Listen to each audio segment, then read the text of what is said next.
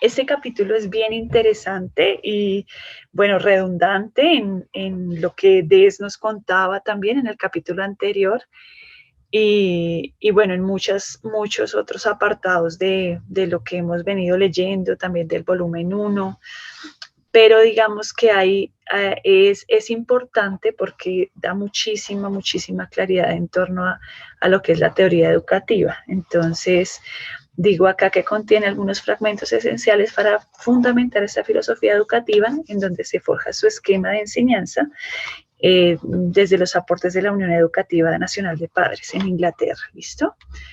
Entonces, bueno, aquí tenemos, hago esta gráfica para ilustrarles un poco el énfasis que debemos tener en cuenta y tener esa claridad, que realmente todo avance real en la línea el avance real es en la línea del carácter, ¿sí?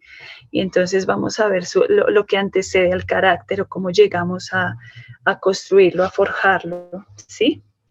Y partimos de las disposiciones heredadas, como nos contaba desde ya, hace un fuerte énfasis en este tema, pero en este caso sí habla de las disposiciones heredadas con respecto al temperamento. Da unos ejemplos allí, pero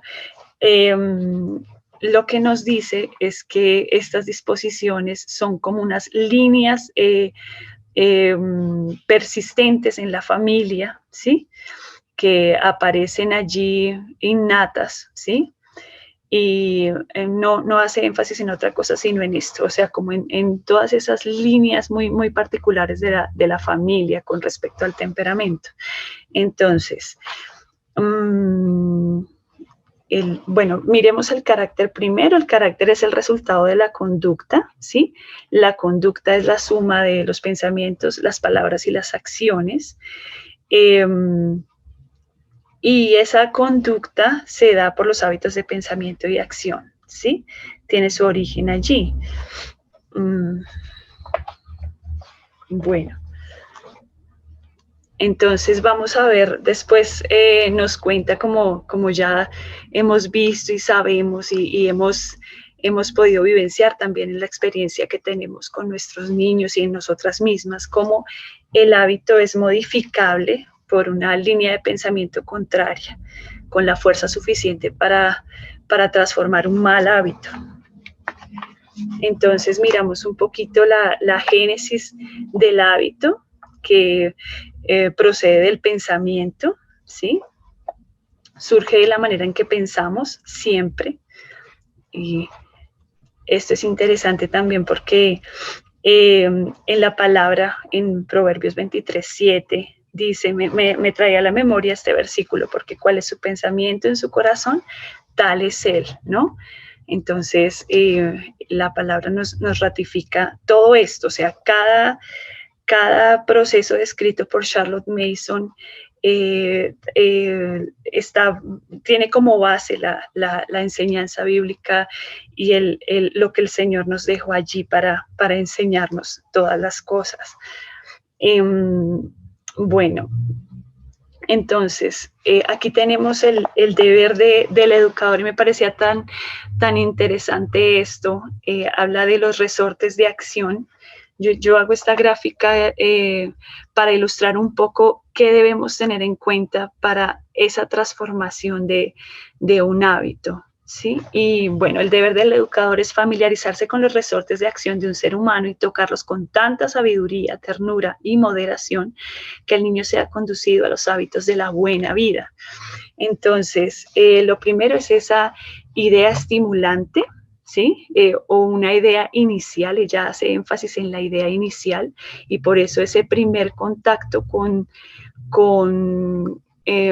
por ejemplo, las asignaturas específicamente, algún tema, la misma palabra, debe ser tan lleno de vida, vigor, ese primer acercamiento es la base que va a llevar como consecuencia una línea de pensamiento. Entonces es muy importante esa primera idea. Requiere repetición que estemos, como dijera, no es solamente un estímulo, sino debe ser constante, requiere que estemos frecuentemente allí nutriendo con ideas nuevas y activando un resorte de acción hasta que esto dé como fruto ese tejido cerebral del que hablábamos anteriormente, que está allí, o sea, constituido casi que físicamente, ¿sí? Y aparezca inconscientemente. Entonces esa es la cerebración inconsciente de la que habla ella. Pensamientos que siguen una secuencia lógica por la formación del pensador, porque hay un proceso tal que permite que surja esa manera de pensar y de actuar, de obrar de forma espontánea y casi que sin premeditación alguna, ¿sí? Bueno, entonces, pues yo quería preguntarles a ustedes si en la relación con sus niños se han podido familiarizar con algún resorte de acción. Ella da un listado de algunos y pues dice que como veíamos antes, o sea, es muy importante familiarizarse con esos resortes de acción, o sea, conocerlos, ¿sí? Saber cuáles son y cómo activarlos. Entonces, les nombro algunos que ella nombra allí: el deseo de conocimiento, de sociabilidad, de distinción, de amistad, de gratitud. Entonces, quería preguntarles si alguno de ustedes quisiera contarnos cómo pusieron en movimiento ese resorte de acción y si han podido ver algún resultado o conclusión lógica de esta idea inicial. Yo pienso que eso va muy intrínseco, digamos, en la vida diaria, ¿no? O sea, digamos, con lo que naturalmente Dios nos invita a hacer cada día, ¿sí? En mi caso, por ejemplo, podría yo decir que un resorte que inconscientemente hacemos en casa es como llevar a los niños a la misericordia, ¿sí? Entonces, Sí. eso como que dispara en ellos esa benevolencia, que sean amables, si ven a alguien en la calle no desprecien, si ven un niño que está con hambre, que puedan sentir compasión por ese niño, si hay alguien en el semáforo, decirle, mira ese niño, tienes que valorar lo que tienes en casa porque mira la circunstancia. Pues creo que en el día se activarán un montón de resortes, ¿cierto? Que así no lo veamos así como que, wow, qué fruto tan grande. Sé que ese resorte todo el tiempo está golpeando las ideas, nomás que están en la palabra, cuando leemos la palabra. Pienso que todos esos resortes están en ellos disparando un montón de cosas que yo creo que sí dan fruto en ellos. Gracias, Andrés. Sí, yo claro que sí. O sea, eh, lo que tenemos que tener presente o sea, no descuidar que son muchos, o sea, desconocerlos, ¿sí? O sea, estar atentos de cuáles son esos resortes que podemos estar activando. Hay veces que pasamos desapercibidos en ciertas cosas que debemos tener presentes con los niños y estar llamándolos a ello. Por ejemplo, con el deseo de conocimiento nos pasó algo con Gaby. Recuerdo cuando, específicamente cuando empezamos a leer libros realmente vivos, empezó a abrirse un apetito real por ese tipo de lecturas, ¿sí? O sea, y empezar a desechar otras. Entonces yo veía como ella estaba ávida de eso que le daba realmente nutrición a su mente. Y yo empecé a ver cómo ella misma empezó a rechazar ciertos libros que realmente no estaban siendo para ella interesantes o estaban capturando su atención, no, su deseo por aprender no le estaban llevando a ningún aprendizaje, y ella empezó a decir, no, mamá, esto no, este me gusta y mira, y eso fue algo muy bonito. Ese deseo de conocimiento se empezó a ver en ella, y tanto que es algo que yo he podido gratamente sorprenderme, porque como les decía en algún momento, no fue muy digamos, gratificante para mí el tiempo en que ella aprendió a leer y a escribir, pero gracias al Señor he podido ver cómo ese deseo de conocimiento estaba allí y se despertó y persiste. Pasamos aquí a un tema un poquito espinoso, pero muy interesante, acerca de la razón y la facultad de razonamiento, que se pone a trabajar involuntariamente, entonces a partir de esa cerebración inconsciente, ¿sí? Y yo miraba, pues de esto hay muchísimo, la verdad no profundicé en detalle, no fui a lo profundo de esto porque es mucho, pero encontré una definición de la razón que me pareció interesante. Es la facultad humana para establecer relaciones entre ideas o conceptos y obtener conclusiones o formar juicios. Entonces, lo que decíamos, ese pensamiento inicial es muy importante porque cómo se empieza a pensar sobre cualquier tema, y es la razón, aquí aparece la razón como esa actividad innata que va ganando poder y precisión en la proporción en que se cultiva. Entonces, podríamos decir que la razón sería como ese hito al que los niños deberían llegar en ese ejercicio de precisión de pensamiento, de lógica, que también lo vamos a mirar después, a donde deberíamos aspirar, pero hay algo importante aquí y es que no es una guía infalible para la conducta, y eso me parece súper importante porque vamos a ver que esa disputa entre la razón como la que dicta la lógica o a donde el niño tiene que llegar, está supeditada a una ley externa. Esa ley externa es la ley moral, ¿sí? Y lo veía desde ese punto de vista, desde esa razón ilimitada que el niño tiene que entender que tiene, ¿sí? Cuando hace una introspección, que no es un ejercicio muy sano, dice Charlotte Mason, sino más bien pensar en características que nos convocan al grupo de la humanidad en general, o a la raza humana, que sería como que tenemos una dificultad para tener en la razón o en la lógica la bondad completamente, o encontrar en ella algo perfecto. Bueno, ahí hay un limitante, ¿sí? Y dependemos de una ley externa, que es esa ley moral. Y la Biblia nos da evidencia específica de esta distinción. Sus transgresores son los que hacen lo recto ante sus propios ojos, o los que aprueban su razón, ¿sí? Como la única forma en que se dicta la manera en que se conducen, ¿sí? Y los niños deben reconocer eso, pues que les decía que es común en todos nosotros, y ese es el limitante. Pensaba ella da varios ejemplos allí, por ejemplo, el de Caín, ¿sí? Caín y su lógica de la razón, que lo llevó a concluir que efectivamente su hermano estaba siendo preferido, y él legitimó su conducta, encontró los argumentos suficientes para legitimar lo que iba a hacer, porque estaba siendo tratado injustamente. Pero esa ley externa del Señor le hacía ver que no era correcto lo que él estaba pensando hacer, o como estaba pensando, y le advierte cómo ese pensamiento, esa tendencia que empezó a marcarse en su manera de pensar, y como las razones que tenía para llegar a cometer pues lo que cometió, antes de eso el Señor le advierte lo que está pasando en él, y tu pecado te atrapará. Entonces es bonito llevar a los niños, y es muy importante llevar a los niños a esa conclusión.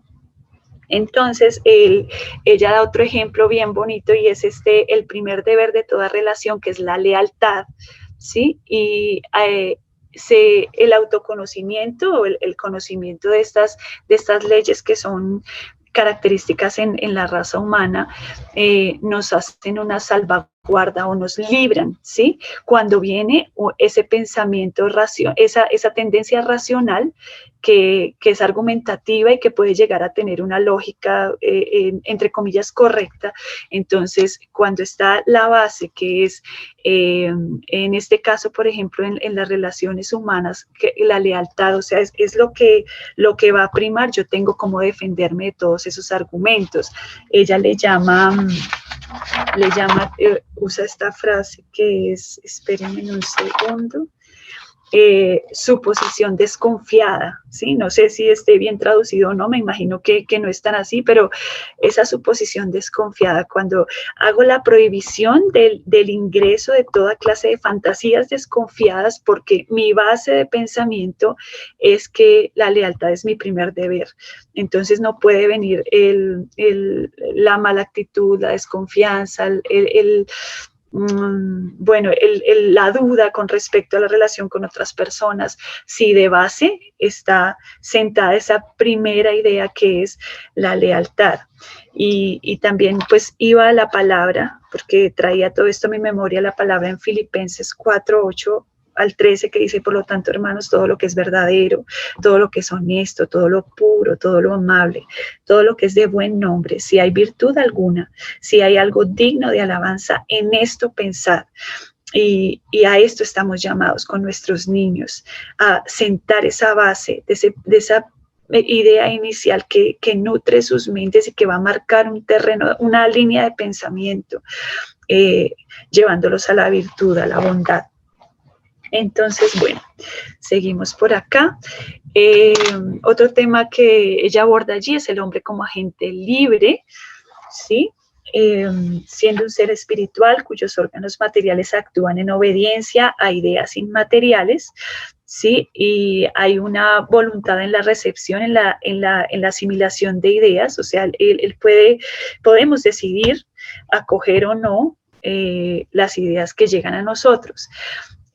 Como veíamos también y lo sabemos ya hace un tiempo, el alimento de la vida inmaterial son las ideas transmitidas espiritualmente, de mente a mente, ¿sí?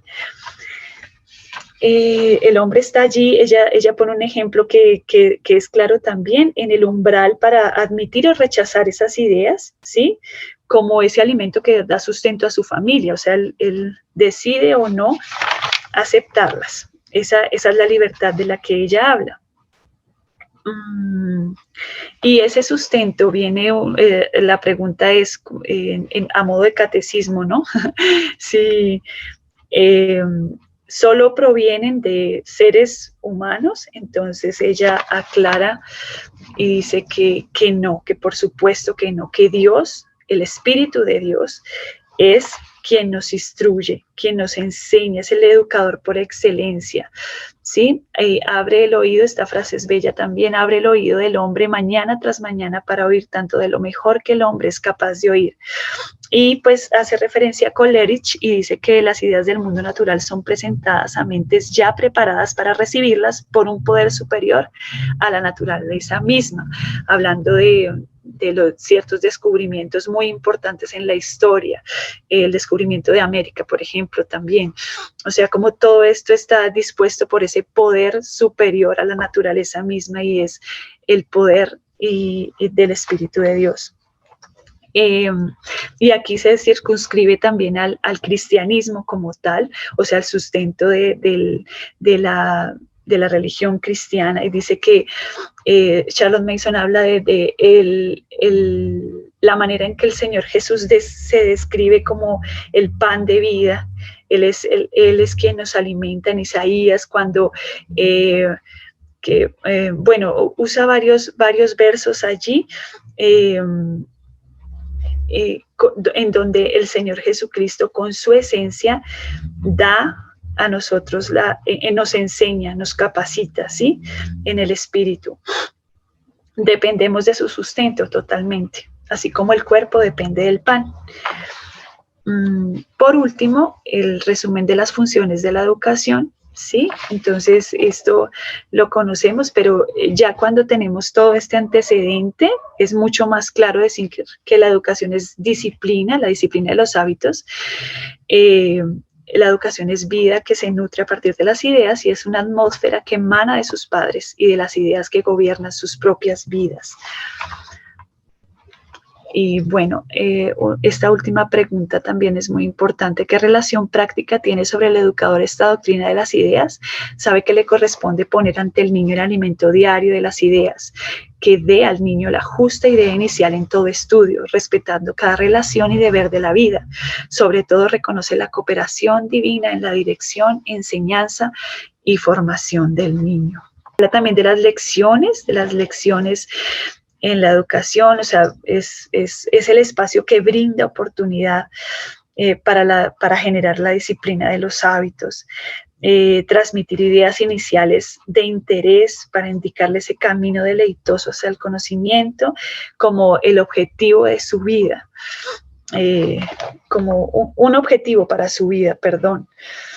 Y nos queda pues como reflexión final, me queda allí y sé que ustedes también las convoca, esta reflexión final de la responsabilidad que nos atañe con un entendimiento más profundo de lo que significa la educación a la manera de Dios, y cómo esa perspectiva de elevar el carácter a este nivel, o sea, a una dimensión inimaginable, o sea, de todo lo que puede pasar a partir de la formación de carácter a la manera de Dios, dándole la gloria a Él, conociéndole a Él, o sea, como todo esto es definitivamente un reto, es un privilegio, y bueno, es algo que no, ineludible, y que agradecemos a Dios por su llamado. Yo sé que todas concordamos en esto.